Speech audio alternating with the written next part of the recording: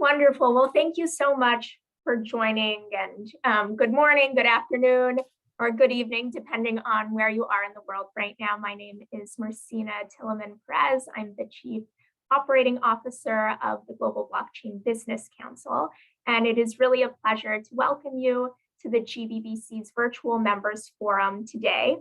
It's a forum that we host bi-weekly as an opportunity to showcase the innovative work of our members around the world. Today, we are joined by Anya Nova, Blockchain Development and Staking Operations Lead at Powerledger. Powerledger develops software solutions for the tracking, tracing, and trading of renewable energy. During today's forum, Anya will present on Powerledger's transition from proof of work to proof of stake, and how Powerledger is leveraging blockchain to chart a path towards a more sustainable future.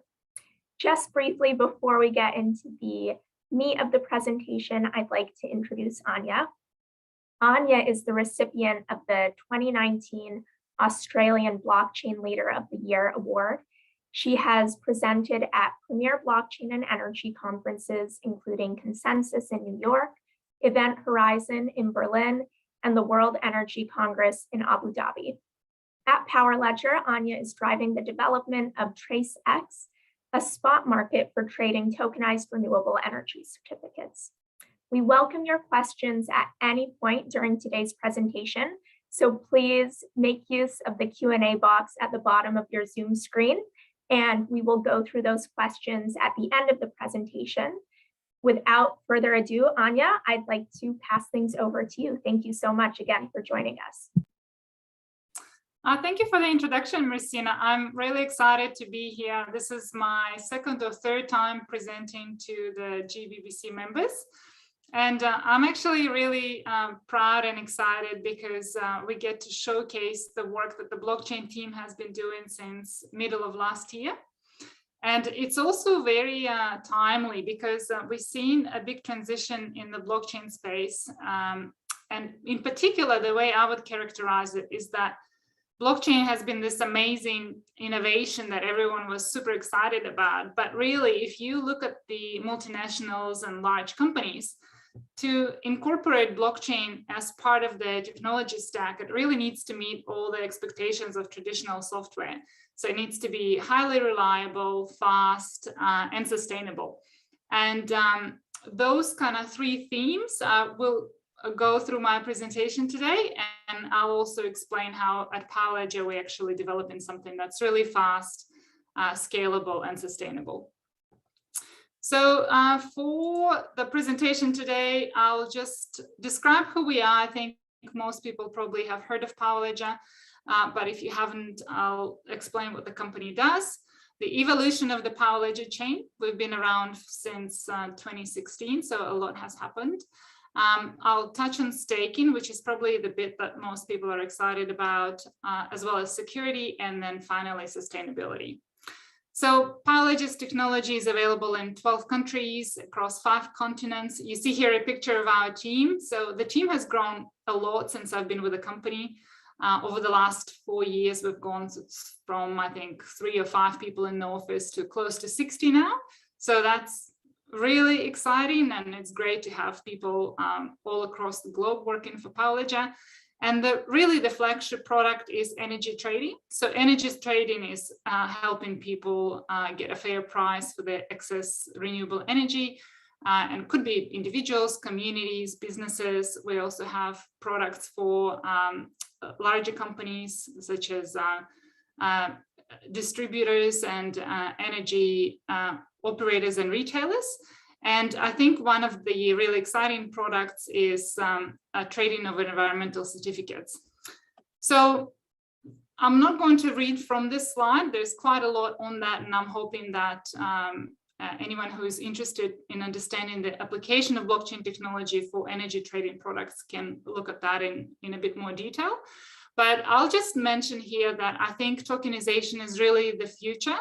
And in 5 years' time, we'll see that everything in the world is tokenized. And why would that be? And it's because it's really the best application of this technology to challenges in supply chain, for example.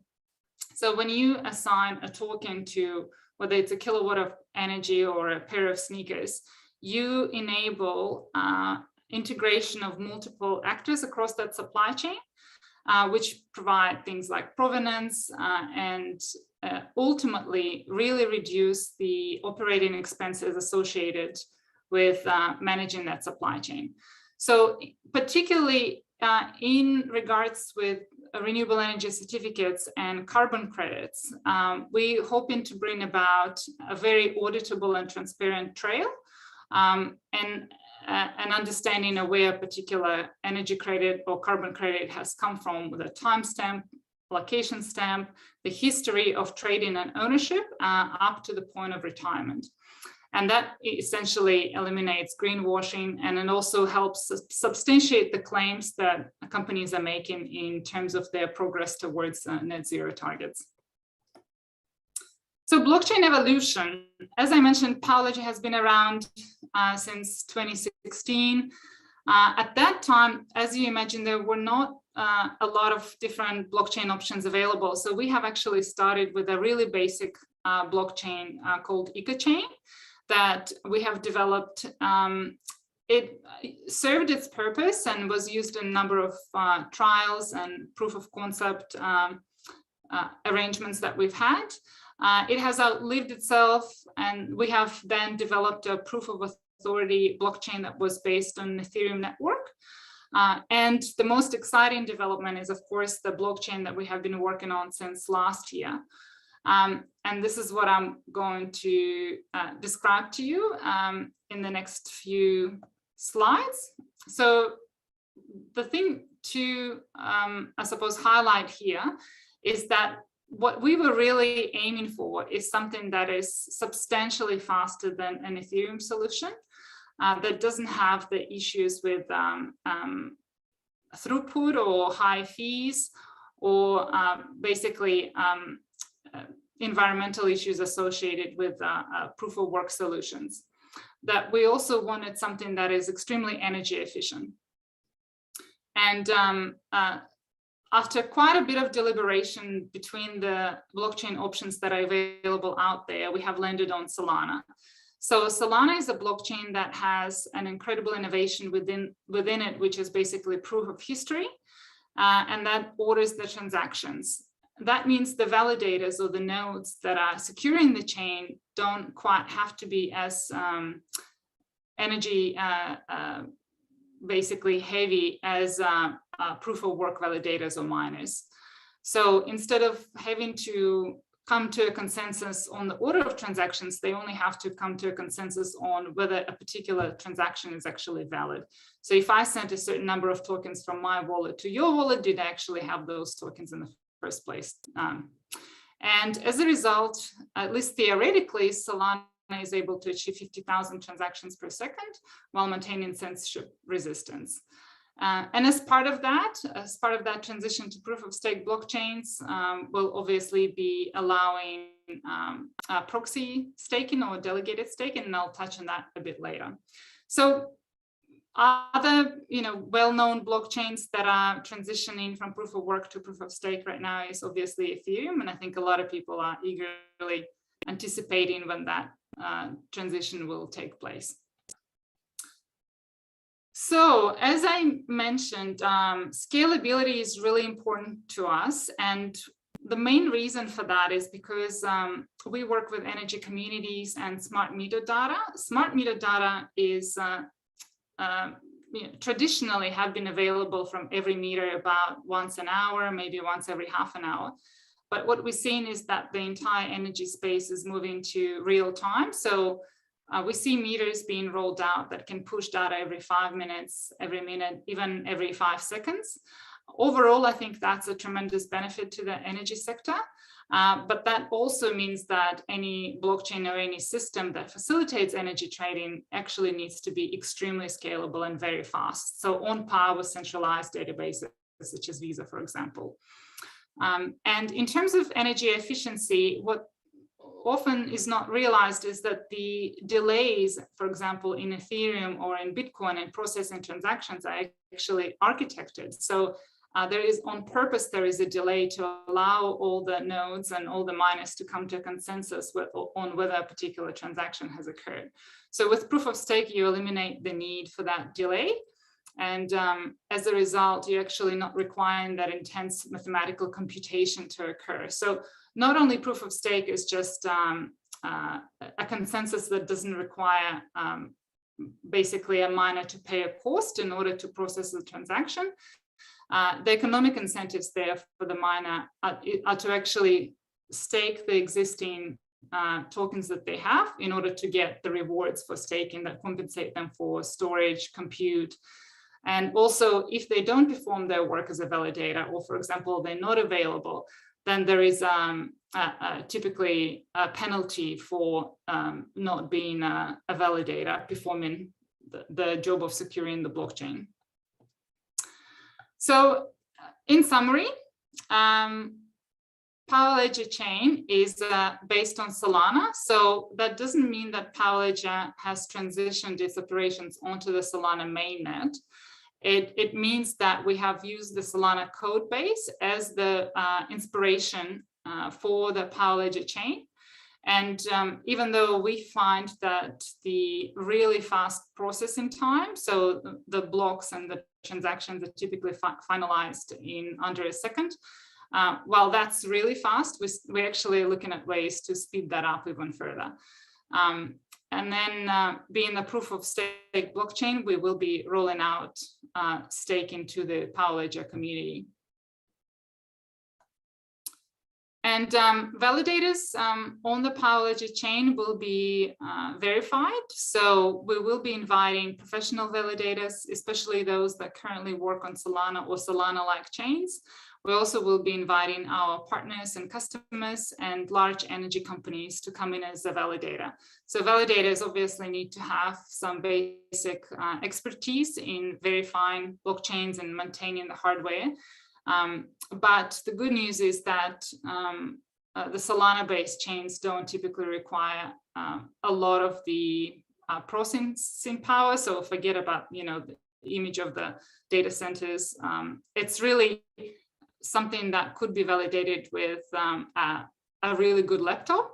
So we look forward to opening up that opportunity to multiple validators across the globe, whether they're using laptops or hardware nodes or even cloud validators. And I keep referring to the Powerledger chain as something that will come in the future, but the reality is that it's already live. The mainnet is live and stable, and we're validating the mainnet with just a small cluster of about 10 nodes right now. And we will be testing that for another few weeks, and we just to make sure that absolutely, that it's absolutely ready, basically for prime time. And in terms of staking, as I mentioned, staking will occur in two different ways. So first of all, by professional validators themselves. There will be a limit of 5 million power that they can stake, and that's to ensure that we have a really good decentralization, that if one node is down, the entire network can continue. We also will be facilitating delegated or proxy staking, meaning that individuals, and currently we have about 50,000 wallets that contain POWR tokens, that don't want to go through the process of setting up their own node. They can actually stake with a node of their choice, and the rewards that are accrued as a result of staking will be shared between the validator and the delegated staker. In order to do that, we've had to build quite interesting functionality. But before we jump into that, I just wanted to remind people who might not be familiar with a POWR token about where to get it, what it is. So the POWR token is the fuel of the Powerledger ecosystem. You need it to access the applications such as energy trading or renewable certificate trading applications. And the POWR token is publicly traded. We're listed on all the major exchanges, which is quite special. Binance, Kraken, Coinbase, Huobi. There is pools on DEXs as well. And the POWR token right now is trading at about 70 cents with a market cap of about 350 million. If you'd like to learn more, please visit our website. powerledger.io, or just go to CoinMarketCap and learn more about the token. The POWR token has performed quite well. It's right now one of the top, if not the top traded energy token out there. So staking mechanism, I realize that, maybe not everyone is going to be interested in the technical aspects of staking, but I think it's still really important that we share that. And we continue publishing blog posts explaining our methodology and our thinking around the architecture of staking. So at your own time, please feel free to read through this slide. But what I will share is that because POWR token is an ERC20 token that lives on Ethereum, but the Powerledger chain is Solana based, we've built a bridge that connects that POWR token and enables it to be staked on the Solana side. This was really interesting. I haven't seen a bridge like that to my knowledge yet. I suppose when people hear bridges, they sometimes get confused with the term that was used earlier, interoperability, which is a more all-encompassing term, but bridge really is more about taking a token that lives on one chain and representing that token on the other chain.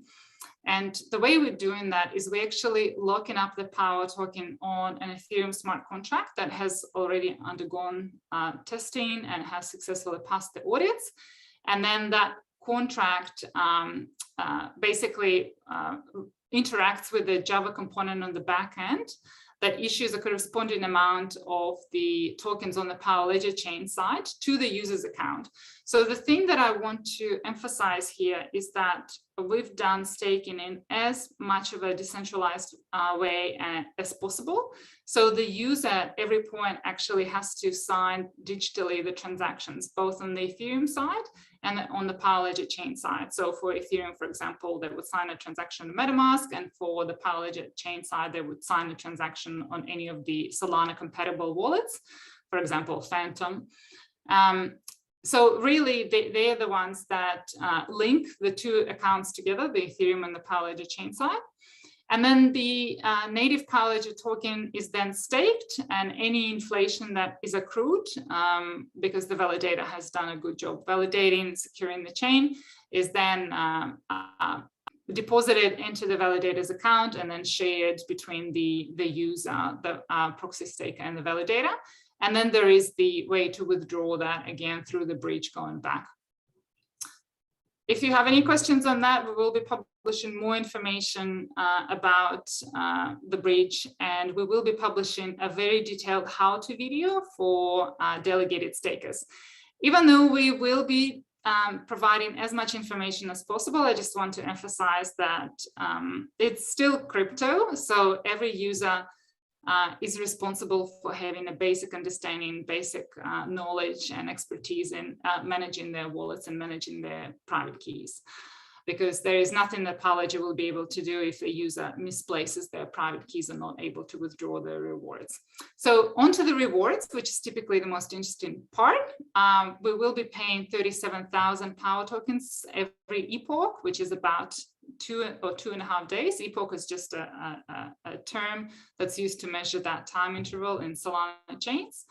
And the total pool of tokens will be available. It's about 5 million POWR tokens per year. And we are committing to making them available for 4 years. So if you think about it, it's really quite good rewards. 37,000 POWR at 70 cents. Currently, that's about, correct me if I'm wrong, about $30,000 every 2.5 days, shared between all the participating validated and stakers. So on the security side, I've mentioned bridges before. What's really special and interesting about bridges is that that's typically a vector of attack. You might have heard of the wormhole bridge that has happened a few months ago. We have looked at that very closely. We have an article published on that on our website, assessing, well, summarizing what we think has happened there and why we think we have the right things in place to avoid that from happening. But basically close to $600 million was stolen. And as you imagine, the best example I can think of bridges is that when you come into a casino, you're exchanging your dollars for casino tokens. So you actually bridging, you're representing your dollars with the token at the casino. While you're at the casino, if you had an ability to gain tokens, so for example, you've minted casino tokens, you didn't actually win them, you had a machine, you've created lots, and then you were leaving the casino, you were able to exchange that for a lot more money. So at that point, your sort of tokens that you created out of thin air, you would have been able to cash out for real dollars. So this is a very typical kind of attack that sometimes happens on bridges. And so that's something that we certainly have analyzed very closely and put in place a number of, I guess, defenses that we think protect us against any untoward activity with our bridges. And that's, we have no minting. So staking on the Powerledger chain happens with the native token of the chain. That means there is no minting functionality that an attacker can use to increase their balance. We are a permission chain, so not a public chain. So it's not possible for just anyone to push a transaction onto the chain. And the relay that approves a transaction on both chains is controlled by Powerledger. And what I mean by that is that Powerledger has an ability to view transactions and pause transactions that don't seem legitimate. But as I mentioned, the control of the funds still remain fully with the user because they have the private keys for both of their wallets. We have the withdrawal checks, which means that the contract actually looks at the amount that was deposited by the user plus the rewards that they have accrued and doesn't allow you to withdraw some amount that just in no way correlates to what you have deposited. And we also have withdrawal delays. So there is a 7-day delay between the funds being withdrawn on the Powerledger chain side and the ability to actually claim your stake and your rewards from the contract on the Ethereum side. On the sustainability front, I've mentioned that actually sustainability when it comes to blockchains really needs to be assessed in two different ways. So one is energy efficiency, and the other one is, well, how renewable is the energy that is being used? So energy efficiency, obviously there's a massive reduction in energy usage when you go from proof of work blockchains to proof of stake blockchains. But even proof of stake blockchains, they're not, it's not an apple to apple comparison because there is certain requirements associated with every chain. So Solana based chains tend to have quite light hardware requirements and require fewer CPU cores. Which means that your energy consumption could be as much as just charging your laptop, for example. And then on the renewable side of things, it really comes down to the energy that is being used by Powerledger validators. So in some countries like Australia, for example, just being plugged into the grid means that you might already be 30% renewable. That still means that there is that 70% that needs to be accounted for, and whether it's through carbon credits or purchasing other offsets, we need to make sure that that energy is calculated, verified, and offset. So from the time of the public launch, we have a commitment to go carbon neutral. And that means we will be implementing a process by which we require validators to report on their energy usage. We will be working a very thorough process on assessing what that energy usage was and the percentage of that was renewable and it was not. And we will be purchasing carbon offsets to make sure that the Powerledger chain is fully a carbon neutral chain. So I think that's a very exciting commitment that we're making. We're seeing more chains making that commitment, and we're hoping more chains are yet to follow. And if you'd like to learn more about Power Token staking or the new Powerledger chain, or if you have any questions about the technical aspects, or if you'd like to become a validator, please reach out at powerledger.io or just contact me directly. There's my contact details. And with that, I'd like to wrap up and thank you for your time. Wonderful. Thank you so much, Anya. That was really interesting. And we have received a few questions from the audience, and I encourage others to submit if things have come up. But perhaps we can begin by going through some of these. So David McCarville asks, how do you mitigate risks associated with potentially dynamic price moves for Solana? If the Solana price increases dramatically, does that impact your expenses at Powerledger? That's a really good question. And so, of course, I think what he's referring to is that, lots of chains might claim that, oh, our transaction fees are so much lower than Ethereum. Come to our chain, it's a fraction of a second, a fraction of a cent versus, hundreds of dollars sometimes on Ethereum. But then what happens when that token becomes really successful and it's actually such that the transactions on that chain become really expensive? Well, the thing to remember about Powerledger is that we're not actually using the Solana mainnet.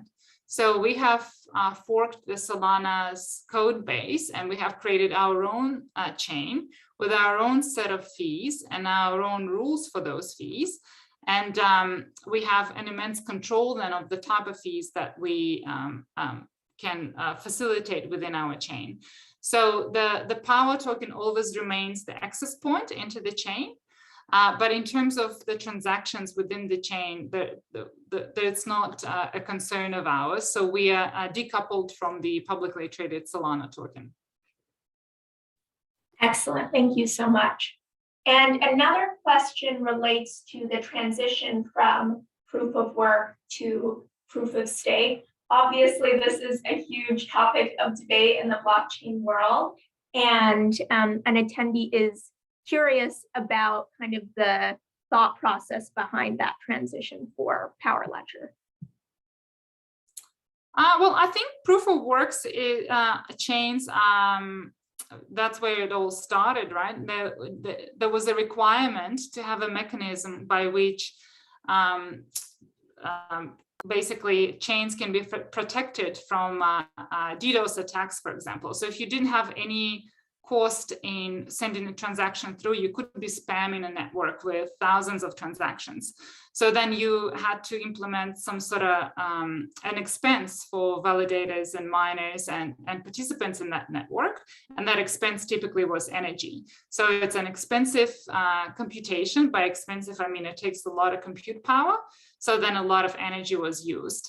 And I think that methodology is still very valid and it still works really well. And I can see why the Bitcoin blockchain that has secured, what is it now, close to $500 billion or maybe more, is potentially going to stick with that mechanism forever. I don't think there is absolutely anything wrong with it if there is only a certain amount of transactions that's being expected. However, on the, if you talk about something, a blockchain that is required for example, mass adoption or used by enterprises, multinationals, you really can't afford to have slow transactions or blocks that take every 10 minutes. You need something super fast, half a second confirmation times. You can't have any delays. And so you need to come up with a new way to ensure that consensus occurs and that the network is not spammed. So I see proof of stake really as an evolution in the next step for blockchains that target particular applications. So for Powerledger, it's natural to be a proof of stake blockchain. Not only we require really fast transaction times, but it's one of our core values is energy efficiency and sustainability. Excellent. Thank you so much. And it's always exciting for me to hear updates from Powerledger because I met Gemma back in 2016 when the company was really just getting off the ground. And I'm wondering if you can walk the listeners through some of the incredible live projects that you have on the ground, because I feel like that's always illuminating to understand the scope of your work at this point. Yes, it's been really incredible, to be honest, because we started with just a few trials in early 2017. There was just a few small projects, maybe people in an apartment building selling excess solar to their neighbor, setting up their maximum buy price, minimum sell price, and then those transactions being accounted for on the Powerledger energy trading application. And then from that, basically growing to a number of really large customers in Europe, US, a lot in Asia and Thailand and Japan.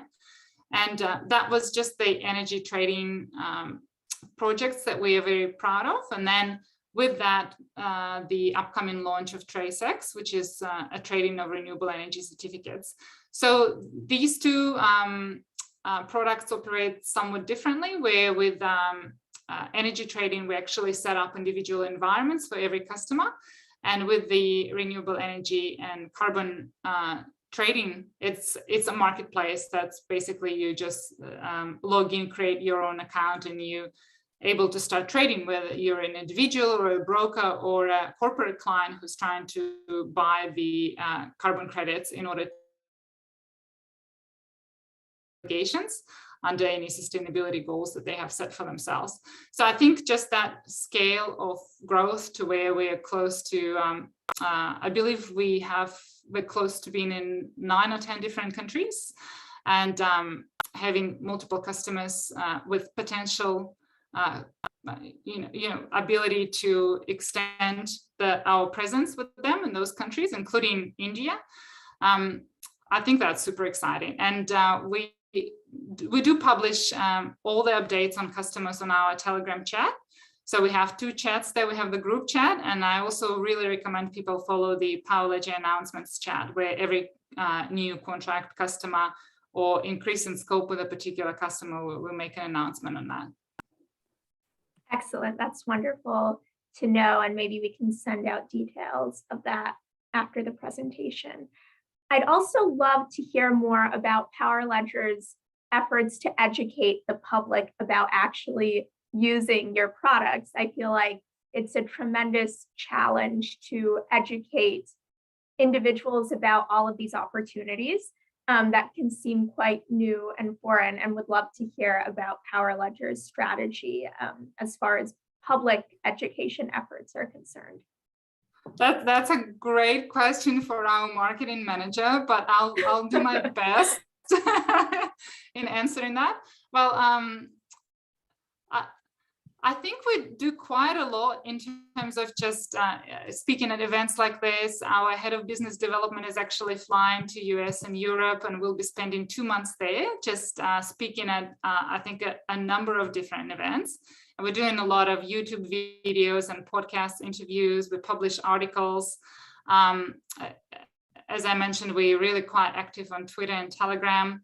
I think one of the things you've mentioned is that there is a bit of a challenge in explaining what the product actually does, because I think for the crypto community in particular, a lot of the individuals and crypto traders, they're more interested in what can I do with that token, right? Can I stake it? Can I loan it? What Web3 applications can I use it with? What kind of DeFi things can I do with it?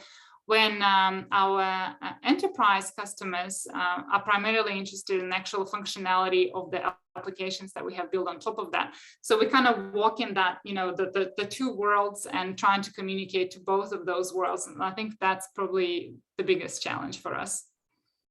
Absolutely. We received another question, which is, how do you see blockchain technology or the POWR token evolving over the next 5 years? And I guess, what are you excited about? Right. Okay. So I'll take that question as kind of in 2 parts. What can you do with POWR token? And then what's going to happen with the Powerledger chain? So I'll tell you what my hopes are. My hope is that after a successful launch of the Powerledger chain and making staking available to the public, gradually we'd be able to open up the Powerledger chain and for third-party developers. I think that would be phenomenal if other people see the value of building additional applications on top of the Powerledger chain. And that's another reason why we think we need to be super scalable, developer-friendly, fast and green. In terms of the POWR token, I really think that staking is something that the community has requested for a long time. It's a way for people to get involved directly and to get compensated for their efforts in securing the chain. And I'd be very curious to see if there are other, potential use cases for and utility for Power Token that will emerge in the future. So staking is almost kind of like that fundamental layer, and maybe there will be different ways that Power Token can be used, either with tokenized carbon or in lending and borrowing, or I think there is a lot of options in this space that are very interesting. Absolutely. We'll be excited to watch the progress as things move forward. Another question came in, which is, what is the typical timeline for clients to implement Powerledger's platform? Well, that's probably more of a question for our business development team. So I was doing business development for about a year, and what I found is that there is a tremendous difference in that timeline. So one of the European customers that we were able to bring on, we brought on in, I believe it was under a month, which I think in the enterprise sales game is phenomenally fast. I find that with other customers, it's a timeline of, you might secure the customer, and it might take close to a year to actually onboard them, because the customer needs to also share their data and get familiar with the platform. So there is really a really wide range. There is not an average time. Of course. And then Andres Diaz asks, do you see energy regulations as barriers? And how does community building, or how is community building done before implementation? These are two separate questions. So one is on the regulation and one is on community building. And I'm not exactly sure what the community building question's about. I presume it's when we start operations in a new country, how might we go about ensuring that people are familiar that we have our product available? So I think regulation is typically, we don't really think that, and I'm speaking for myself here, that regulators necessarily have to jump at every innovation straight away. It's their job to be conservative. I think once regulators see that there is an overwhelming demand for a particular service, I think once you see that people are just no longer willing to accept not having control of their own energy, and not being able to switch retailers, for example, really quickly, not being able to determine how much their excess solar energy is being sold for. I think when people demand more, then technology solutions arise. And then when a number of technology solutions arise, that's when the regulators take note and they implement the appropriate changes. I'm hoping that that's I'm answering the right question there, and that's what that person had in mind. Andreas, if there are additional questions, please feel free to submit them. We also have a question about how or if the pandemic has impacted your work over the last 2+ years. I would say that I didn't find actually a massive impact. Well, there was a personal impact for our whole office, because we are based in Perth, Western Australia, which was, we were pretty limited in terms of travel opportunities. So we all got to know each other really well, because no one went anywhere for 2 years. But in terms of actual business growth and scale, I find that if anything, people were more willing to jump on a call, were more available, and excited to talk to another side of the world. So there was no issues, I think, getting calls and with potential customers in Europe or the States or in Asia. So I think that just became the new norm for doing business, and it didn't matter anymore whether your software provider or your blockchain company is based in right next door or is based in Australia. Wonderful. And if someone wanted to get involved with Powerledger, with your team, are you hiring? Are there opportunities? Well, the team is growing, so yes, there are opportunities. The blockchain team, we were only 2 people mid last year, and now we're 6 people. And I can tell you that if you're a good blockchain developer, if you're building things in Rust, if you understand how to maintain clusters, we definitely want to hear from you. It's a challenge to find excellent blockchain developers, people that have good work ethic and people you can trust, and people that fit the really beautiful culture that we have internally. So, I'm really excited to see my team every Monday. I feel like I've missed them over the weekend when I come in, so it's super special to have that. Actually, if you are interested to join, I would recommend reading an article that I published on our website on what makes a great blockchain developer. And it's, qualities that you expect from any good developer, but also qualities that you might go, oh, really? Such as being very security conscious, almost to a level of paranoia. Very helpful. And are you able to share this presentation deck with attendees after the fact? I don't see why not. Okay, well, if that's the case, we can send it out. We just have a question on that. So wonderful. Well, thank you so much, Anya. It's been such a pleasure to hear from you, to get an update on Powerledger and all of the incredible work that you're doing. And is there anything else that you would like to add? I just want to thank you for your time. I know it's early in the States, and anyone who's decided to dial in and listen to this, or anyone who's listening to this video, I just want to thank you for your interest. Well, thank you so much. And I'd also encourage anyone who's interested to go to Powerledger's website. We'll be circulating a copy of this recording to anyone who signed up for the presentation, and pushing it out through our social media channels as well. But thank you again, Anya. Such a pleasure. And happy Earth Day, everyone. Thank you. Bye.